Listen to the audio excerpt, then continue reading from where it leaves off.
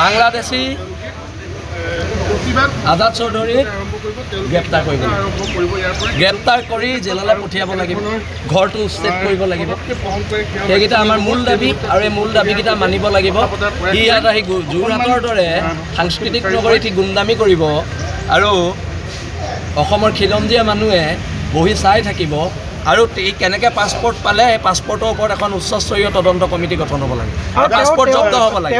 কালি যিখন জন্মৰ চাৰ্টিফিকেট দেখাইছে সেই সময়ত কিন্তু এনেধৰণৰ চৰ্চা চলিছে জন্মৰ চাৰ্টিফিকেট তেতিয়া ব্যৱস্থা নাছিলে বাৰ্থ চাৰ্টিফিকেট তেতিয়া স্কুলৰ চাৰ্টিফিকেটখনে আচলতে জন্মৰ চাৰ্টিফিকেট হয় এইখন বাংলাদেশত আনিছে স্বতঃস্ফূৰ্তভাৱে ওলাই আহিছে ধন্যবাদ দিছোঁ বিলাসী থানাৰ সৈনিকসকলক আৰু আজি এইটো যিটো যাত্ৰা এই যাত্ৰা অবিৰত যাত্ৰা হ'ব আৰু এটা কথা বাংলাদেশী আজাদ চৌধুৰীক গ্ৰেপ্তাৰ কৰিব গ্ৰেপ্তাৰ কৰি জেললৈ পঠিয়াব লাগিব ঘৰটো উচ্ছেদ কৰিব লাগিব সেইকেইটা আমাৰ মূল দাবী আৰু এই মূল দাবীকেইটা মানিব লাগিব ই ইয়াত আহি যোৰহাটৰ দৰে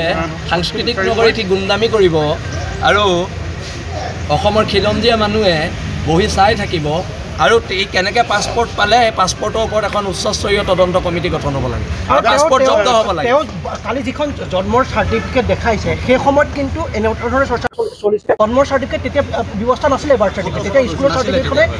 আচলতে জন্মৰ চাৰ্টিফিকেট হয় সেইখন বাংলাদেশত আনিছে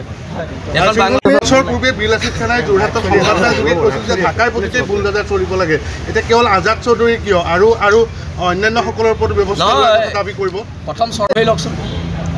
প্ৰথম শিপাত ধৰি লওক ডাল মোৰ নাইকিয়া হ'ব কালি আপোনাৰ বিৰুদ্ধে সৰব হৈছে তেওঁ কালি সংবাদ মাধ্যমত এইটো কথা পাতে নি বেলেগ কথা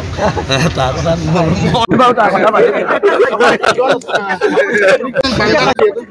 শৃংখল চলিয়াক পিটন দিবলগীয়া হ'ল এনেকুৱা ধৰণৰ শব্দ প্ৰয়োগ কৰিছে কি পিটন আমি ভয় খাই আছোঁ কালি আজাদ চৌধুৰী ভয় এতিয়া যাত্ৰাটো আজি কেনেধৰণে আৰম্ভ হ'ব শৃংখল চলিয়া আজাদ চৌধুৰী ভয়ত আমাক গাঁতলি গোটেই লাচিদানা লাভ